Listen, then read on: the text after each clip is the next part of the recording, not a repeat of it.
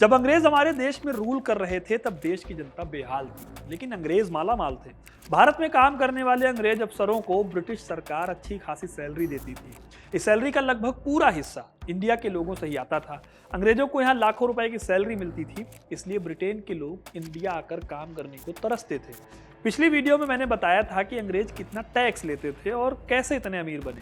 आज के वीडियो में मैं आपको बताऊंगा कि भारत को गुलाम बनाने वाली ब्रिटेन की सरकार भारत में काम करने वाले ऑफिसर्स को कितनी सैलरी देते थे। तो वीडियो को अंत तक जरूर देखिएगा, क्योंकि अपना इतिहास नहीं जानोगे तो खुद को कैसे पहचानोगे। साल 1757 में जब ईस्ट इंडिया कंपनी ने प्लासी की लड़ाई जीती, तब उन्हें असली फायदा मिलना शुरू हुआ, क्योंकि इससे पहले तक कंपनी ट्रेड के लिए अपने पैसों से इन्वेस्ट करती थी। लेकिन प्लासी की लड़ाई जीतने के बाद उनकी ये प्रॉब्लम खत्म हो गई, क्योंकि अब वो बहुत ज़्यादा टैक्स वसूलते थे और उसी टैक्स से उनका सारा काम चल जाया करता था, ट्रेड से लेके सैलरी तक का। बंगाल में ही अंग्रेजों ने अपने बड़े ऑफिसर्स को अच्छी खासी सैलरी देनी शुरू की। साल 1774 में वॉरेन हेस्टिंग्स को बंगाल का गवर्नर जनरल बनाया गया। उनके साथ 4 अंग्रेज, sir Philip Francis, Richard Barwell, colonel Monson और जनरल क्लोविंग को सुप्रीम काउंसिल मेंबर बनाया गया। इन सभी लोगों को $8,000 महीने के हिसाब से सैलरी दी जाती थी। वैसे तो 1770 के दशक के पैसों का हिसाब लगाना थोड़ा मुश्किल है, लेकिन एक आर्टिकल के हिसाब से ये करीब 70 से 80 लाख रुपए पर मंथ की सैलरी थी। इसी साल कोलकाता में सुप्रीम कोर्ट भी बनाई गई, जिसमें मुख्य न्यायाधीश सर एलिजा एमपी को $80,000 सालाना और बाकी के 3 छोटे जजेस को $60,000 तक सालाना दिया जाता था। ब्रिटिश ईस्ट इंडिया कंपनी में सैलरी लेने वालों को 5 पार्ट में डिवाइड किया गया था: दीवानी, क्लर्क, आर्मी, मेडिकल और नेवी। भारत में काम करने के लिए कम से कम दीवानी मामलों में नौकरी करने के लिए लोकल लैंग्वेज पता होनी जरूरी थी, और सिविल सर्वेंट बनने के लिए हेल्बेरी कॉलेज में पढ़ाई और ट्रेनिंग जरूरी थी। जो भी अंग्रेज भारत आता था उसे पहली बार में $150 दिए जाते थे, जब तक कि कम से कम वो एक लोकल लैंग्वेज सीखकर उसका एग्जाम नहीं पास कर लेता था। इसी के साथ इन लोगों को कई दूसरे कामों में लगाया जाता था, जहां $2,500 से लेकर $50,000 तक ये अंग्रेज कमा लेते थे। हालांकि ये फैसिलिटी सिर्फ बंगाल काउंसिल वालों के लिए थी।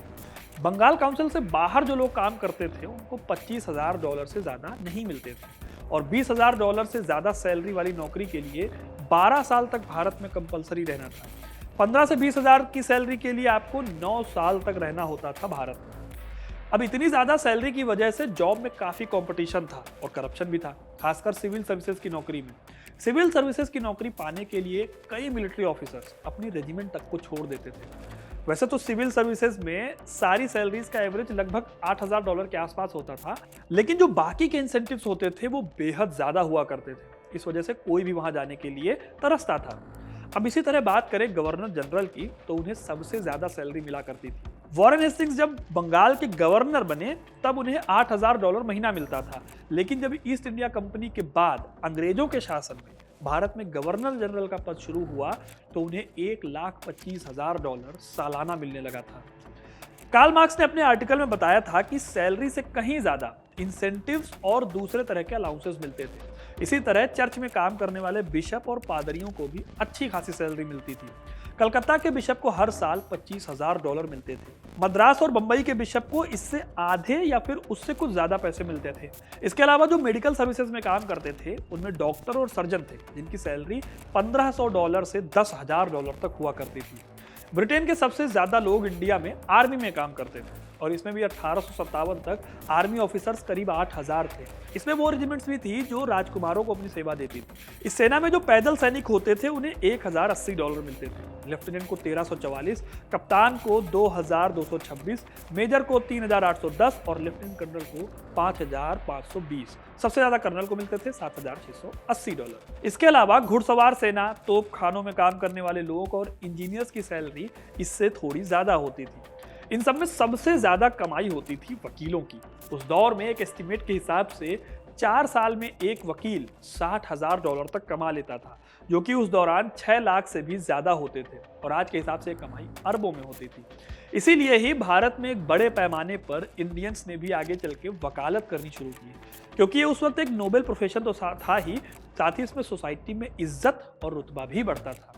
अब अगर आखिर में बात करूं तो भारत में सबसे ज्यादा सैलरी मिलती थी वायसराय को। ये सैलरी कितनी मिलती थी, इसे आप ऐसे समझ सकते हैं कि 1930 में महात्मा गांधी ने भारत के वायसराय को एक लेटर में लिखा था कि भारत के वायसराय की सैलरी एक एवरेज इंडियन से 5000 गुना ज्यादा होती थी। अगर इस हिसाब से अंदाजा लगाएं तो आज के हिसाब से सैलरी $3 मिलियन होगी। आज ब्रिटेन के पीएम जो आज है, उनकी भी सैलरी $2 लाख के आसपास होती है। तो अब आप सोच कर देखिए कि किस लेवल पर जाकर अंग्रेज हमारे देश के पैसों पर ऐश कर रहे थे। यही वजह है कि इस लालच ने देश को और गरीब बनाया, और जब हम आज़ाद हुए तो देश चलाने के लिए भी हमारे पास जो पैसा था वो बेहद कम था। तो दोस्तों, ये थी कहानी कि ब्रिटिश कितनी सैलरी पाते थे जो भारत में काम करते थे। आपको ये कहानी कैसी लगी हमें कमेंट करके ज़रूर बताइएगा। वीडियो अगर पसंद आया है तो इसे लाइक और शेयर करें, और ऐसी ही तमाम इंटरेस्टिंग कहानियों के लिए हिस्ट्री कनेक्ट को सब्सक्राइब जरूर करें।